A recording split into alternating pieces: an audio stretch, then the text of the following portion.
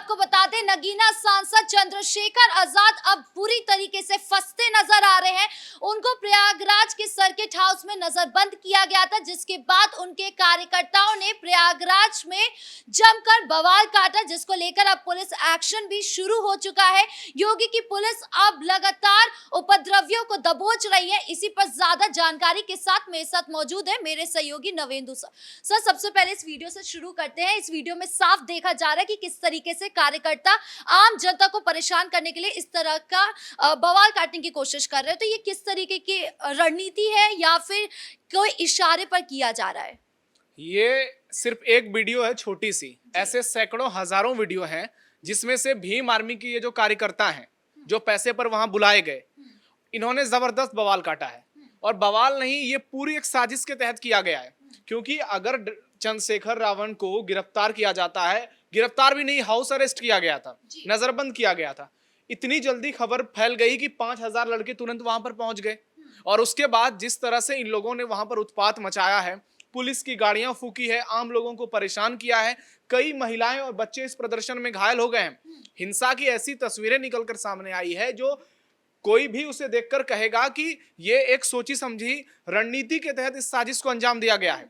Bhim army प्रमुख चंद्रशेखर आजाद, जो कि नगीना से लोकसभा सांसद भी हैं, वो दरअसल जा रहे थे कौशाम्बी में एक दलित परिवार से मिलने के लिए, जहां पर एक घटना हुई है, दलित बेटी के साथ दुष्कर्म हुआ है। लेकिन इनकी मंशा जो थी, वहां पहुंचकर बवाल काटने की मंशा थी। ये वहां सियासी टूर करने के लिए जा रहे थे और पुलिस को इस बात की सूचना पहले ही मिल गई थी। इसके बाद पुलिस ने कहा अगर ये वहां जाएंगे तो निश्चित तौर पर माहौल बहुत ज्यादा बिगड़ सकता है, क्योंकि दलितों का गांव है, वहां चंद्रशेखर पहुंचेंगे, इसके बाद से फिर बहुत तरह की बातें होंगी, बड़ी संख्या में लोग प्रदर्शन करने के लिए सड़कों पर उतर सकते हैं, कानून व्यवस्था में संकट आ जाएगी। ऐसे में पुलिस ने सुरक्षा व्यवस्था को देखते हुए इन्हें हाउस अरेस्ट कर लिया। जिसके बाद अचानक से यह खबर फैली नहीं, इसको फैलाई गई कि चंद्रशेखर रावण को पुलिस ने गिरफ्तार कर लिया है। और इस तरह से खबर फैलाई गई। उदाहरण के लिए आप संभल का उदाहरण ले सकते हैं। जैसे सुबह मस्जिद वहां कार्रवाई करने के लिए पुलिस की टीम पहुंची थी और 7 बजे सुबह हजारों लोग पहुंच गए थे। उसी तरह 5,000 लड़के, 5,000 उनके समर्थक वहां पर पहुंच गए और जिस तरह से सड़कों पर उत्पात मचाया, जिस तरह से आम लोगों को परेशान किया, किसी की गाड़ियां तोड़ी, किसी की गाड़ियां फूंक दी, किसी का दुकान तोड़ा, किसी के साथ मारपीट की। अब जो है इनके खिलाफ एक्शन शुरू हो चुका है। 500 लोगों का नाम एफआईआर में दर्ज किया गया है, जिसमें 50 नामजद हैं और जो बाकी हैं वो अज्ञात हैं। और अब योगी मॉडल के तहत इन पर कार्रवाई होगी। अब एक एक करके इन पर जो है पहचान इनकी की जाएगी जो है। और खबर आ रही है कि इन पर एनएसए, नेशनल सिक्योरिटी एक्ट के तहत कार्रवाई होगी, क्योंकि इन्होंने सरकारी संपत्तियों को नुकसान पहुंचाया है। इन्होंने कानून को अपने हाथ में लिया है और ये बताने की कोशिश की है कि कानून से हम डरने वाले लोग नहीं हैं, हम चंद्रशेखर रावण के लोग हैं, जो बार बार ये हुंकार भरते हैं कि हमसे बढ़कर कोई नहीं है। लेकिन यहां सवाल कुछ और है। यहां सवाल यह है कि चंद्रशेखर रावण इतने ज्यादा परेशान क्यों हैं? तो इसके लिए आपको चंद्रशेखर रावण पर जो आरोप लगाए गए हैं यौन उत्पीड़न के, उस केस के बारे में जानना होगा। पिछले कुछ दिनों से चंद्रशेखर रावण बेचैन है, परेशान है, हताश है, क्योंकि बार बार उनसे मीडिया सवाल कर रहा है कि रोहिणी घावरी डॉक्टर ने जो आप पर आरोप लगाए हैं यौन उत्पीड़न पे, उस पर आपका क्या कहना है? क्योंकि मामला अब कोर्ट में पहुंच चुका है। अब जो है महिला आयोग, राष्ट्रीय महिला आयोग ने शिकायत दर्ज कर ली है रोहिणी घावरी की। उन्होंने साफ साफ आरोप लगाया है कि चंद्रशेखर रावण ने उनसे झूठ बोलकर उनके साथ शारीरिक संबंध बनाए, यहां तक कि वो स्विट्जरलैंड पहुंचे, वहां उनके साथ वक्त बिताए। उसके बाद जब जब वो भारत आती थी, चंद्रशेखर उन्हें घर बुलाते थे, होटल बुलाते थे और वहां उनके साथ संबंध बनाते थे। इन सब होने के बावजूद चंद्रशेखर ने रोहिणी से कभी नहीं बताया कि उनकी शादी हो चुकी है। और इस बात से रोहिणी बहुत ज्यादा परेशान हो गई। उन्होंने चंद्रशेखर से जब तमाम बातें पूछी तो चंद्रशेखर ने चुप्पी साध ली और अब रोहिणी ने चंद्रशेखर के खिलाफ बिगुल फूंक दिया है, क्योंकि एक दलित बेटी की इज्जत का सवाल है, वो भी वाल्मीकि समाज से आती हैं। ऐसे में चंद्रशेखर जो है वो ध्यान भटकाने के लिए वो एक नई षड्यंत्र रचने की कोशिश कर रहे हैं, क्योंकि वो बुरी तरह फंसे हुए हैं। कभी भी उनकी गिरफ्तारी हो सकती है रोहिणी वाले मामले में, क्योंकि मामला बहुत ज्यादा गंभीर और संवेदनशील है। क्योंकि एक सांसद पर यौन उत्पीड़न का के आरोप लगा हुआ है और आरोप भी किसने लगाया है? एक दलित बेटी ने। और लोगों की ओर से यही प्रतिक्रिया आ रही है कि लोगों का कहना है कि उन पर जो है SC/ST एक्ट के तहत ही केस दर्ज किया जाए, क्योंकि ये वही व्यक्ति है जो खुद को दलितों का मसीहा बताते हैं, खुद को दलितों का सबसे बड़ा नेता, दलितों की सबसे बड़ी आवाज, और ये दावा करते हैं कि मैं हिंदुस्तान में दलित उत्थान के लिए काम कर रहा हूं। अगर आप दलित उत्थान के लिए काम कर रहे हैं तो एक दलित लड़की आप पर यौन शोषण के कैसे आरोप लगा देगी? और उसको जो है इस मामले से जोड़कर आपको देखना होगा, क्योंकि इनके जो समर्थक हैं वो भी बहुत ज्यादा परेशान है। इनको लग रहा है कि चंद्रशेखर गिरफ्तार होने वाले हैं, तो क्यों ना प्रशासन को ही डराया जाए, क्यों ना सरकार को डराया जाए। अरे आप सरकार को कैसे डरा सकते हैं? ये योगी आदित्यनाथ की सरकार है, ये अखिलेश यादव या मायावती की सरकार नहीं है। यहाँ पर इलाज कर दिया जाएगा अच्छे से, और योगी प्रशासन को पता है कि इन लोगों को जो इस तरह से उत्पात मचा रहे हैं, जो तस्वीरों में साफ दिख रहा है, इनका इलाज कैसे करना है। और आज के बाद ये प्रदर्शन करना भूल जाएंगे। लेकिन चंद्रशेखर आजाद के इशारे पर क्या ये पूरा प्रदर्शन हुआ है? ये पूरा कानून को हाथ में लेने का जो प्रक्रिया हमने देखा, किस तरीके से ये उत्पात मचा रहे, ये पूरा चंद्रशेखर के इशारे पर हो रहा है? वही मास्टरमाइंड है इस सबके? देखिए, ये जांच में पता चलेगा कि उनके इशारे पर हुआ है या नहीं हुआ है, लेकिन सवालों के घेरे में वो जरूर हैं, उन पर आरोप लगने शुरू हो गए हैं। क्योंकि ऐसा हो ही नहीं सकता है कि एक साथ 5,000 लोग कहीं पर पहुंच जाएं और वहां पर किसी बड़े नेता का आह्वान ना हो, वहां उनका कोई फोन या मैसेज ना गया हो, क्योंकि ये मुमकिन नहीं लगता है। एक गांव की उतनी 5,000 की आबादी नहीं होती है। पूरे पंचायत को आप देखें, 5-6 गांव 8 गांव मिलाएंगे तब जाकर के 5,000 लोग पूरे होंगे। तो अचानक से उतने लोग प्रयागराज के करछना में कैसे इकट्ठा हो गए? और ना सिर्फ इकट्ठा हुए बल्कि हिंसक प्रदर्शन किया। ऐसा प्रदर्शन किया कि वो दिखाने की कोशिश कर रहे हैं, वो बताने की कोशिश कर रहे हैं कि सरकार भले ही सीएम योगी की हो, लेकिन हम किसी से डरने वाले नहीं हैं। लेकिन वो बहुत बड़ी गलतफहमी में है। उनको इस बात का अंदाजा ही नहीं है कि अब उनके साथ आगे क्या होने वाला है।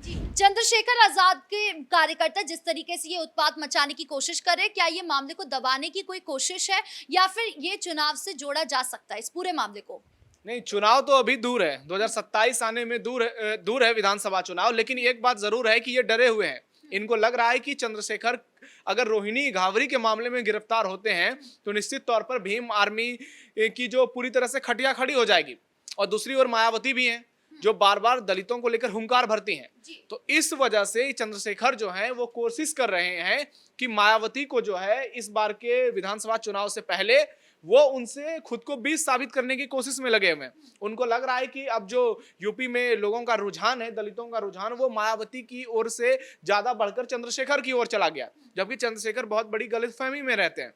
अगर चंद्रशेखर एक सीट जीत गए हैं तो उनको खुद की तुलना मायावती से नहीं करनी चाहिए, क्योंकि आज भी मायावती को कुछ न कुछ वोट परसेंटेज मिलता है यूपी में, और जाटवों का एक बड़ा तबका जो है वो मायावती के साथ जाता है।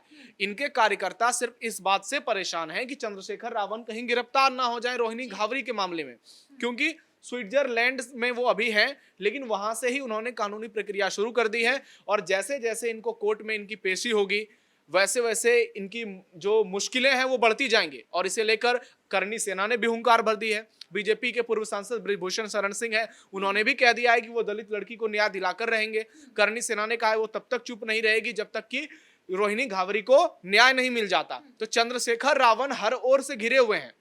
और चुनाव तो चलिए अभी दूर है, लेकिन वो जो दलितों का मसीहा बनने का ड्रामा करते हैं, आज उनकी स्थिति इस तरह से है कि उनको सिर्फ पुलिस ने नजरबंद किया था तो उनके समर्थक आकर दंगा करने की कोशिश कर रहे हैं, जो ये बताता है कि चंद्रशेखर रावण की सोच क्या है। वो शांति में, न्याय व्यवस्था में, कानून व्यवस्था में विश्वास नहीं करते हैं। वो तो उल्टा पुलिस पर ही आरोप लगा रहे हैं कि पुलिस मुझे जाने नहीं दे रही है, इसमें पुलिस मिली हुई है। तो आप क्या चाहते हैं कि पुलिस आपको जाने दे, आप जाकर वहां भी उत्पात मचाएं? जिस घर की बेटी गई हुई है, आप वहां शांति रहने देंगे या वहां जाके ड्रामा क्रिएट करेंगे? तो चंद्रशेखर रावण की मंशा जो है यूपी की जनता समझ चुकी है। चंद्रशेखर रावण के राज धीरे धीरे लोगों के सामने आने लगे हैं। अभी कुछ दिन पहले एक जगह पर ये कार्यक्रम करने गए थे, वहां पर 10-15 महिलाओं ने इन्हें घेर लिया और वहां पर इनके खिलाफ नारेबाजी की।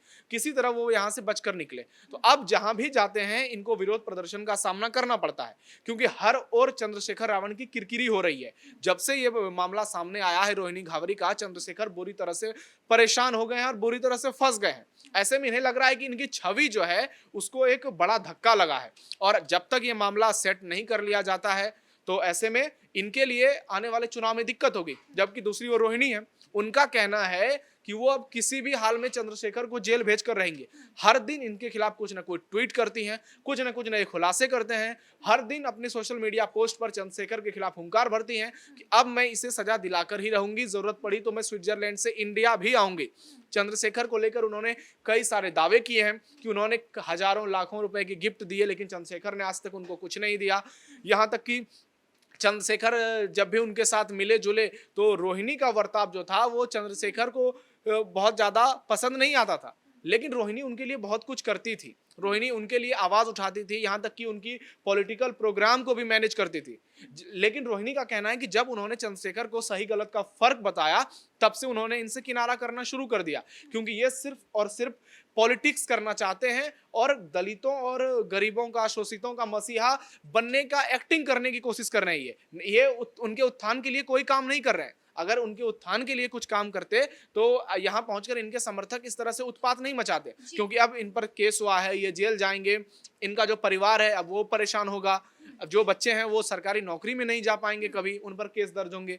तो ये मुश्किल खड़ी कर रहे हैं दलितों के लिए ही, और आने वाला समय जो है इनके समर्थकों के लिए बहुत भारी पड़ने वाला है, क्योंकि पुलिस ने जबरदस्त तरीके से इसमें कार्रवाई शुरू कर दी है। अच्छा, मायावती जो है वो एक दलित नेता है और वो दलितों की मसीहा बताई जाती है, लेकिन अब क्या उनके पास ये मौका है कि वो मौके पर चौका मार सकती है या आपदा में अवसर ढूंढ सकती है?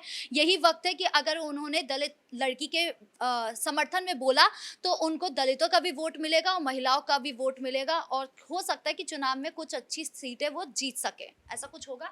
देखिए, चुनाव, अगर आप पिछले बार के चुनाव का उदाहरण लें तो वहां पर बहुत सारे मुद्दे उठाए गए थे। हाथरस का मुद्दा उठाया गया था, मथुरा का मुद्दा उठाया गया था, मायावती और अखिलेश दोनों ने उठाए थे। तो उससे क्या हो गया? बीजेपी दूसरी बार चुनाव जीती, सीएम योगी की अगुवाई में शानदार पूर्ण बहुमत की सरकार बनाई।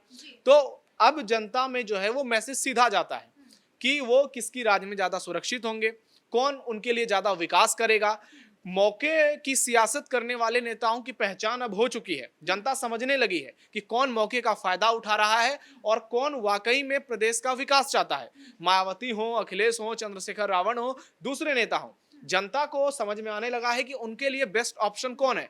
ये कुछ भी करें, किसी तरह की भी सियासत कर लें, उससे जितने बड़े स्तर पर फर्क पड़ना चाहिए वो नहीं पड़ेगा, क्योंकि सीएम योगी का चेहरा बहुत मजबूत है, उनकी कानून व्यवस्था की जो इमेज है वो बहुत शानदार है। ऐसे में ये कोई भी सियासत करेंगे शायद ही काम आने वाली है। योगी की पुलिस अब इस पूरे मामले को लेकर क्या एक्शन ले रही है? क्योंकि हमने सुना कि उपद्रवियों को लेकर अब गिरफ्तारी शुरू हो चुकी है, तो आगे अब और क्या कुछ एक्शन होने वाला है? अभी तो 500 लोगों पर एफआईआर दर्ज किया गया है, अभी एनएसए के तहत भी कार्रवाई होगी। अभी एक एक जितने भी इसमें उत्पाती हैं दंगाई, एक एक को पकड़ा जाएगा, जेल में ठूसा जाएगा और इनको ये बताया जाएगा कि अब भविष्य में कभी कानून को हाथ में लेने की कोशिश मत करना, क्योंकि ये योगी राज है। जैसा मैंने आपको पहले ही बताया था कि अखिलेश यादव और मायावती की सरकार नहीं है।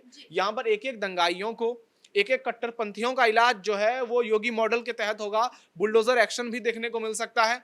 तो इनकी अक्ल को जो है वो ठिकाने लगाने की सरकार पूरी कोशिश कर रही है, और बहुत जल्दी इसमें एक एक आरोपी जिन्होंने लोगों को नुकसान पहुंचाया है, लोगों के सामानों को नुकसान पहुंचाया है, सरकारी संपत्तियों को नुकसान पहुंचाया है, सबका हिसाब होगा।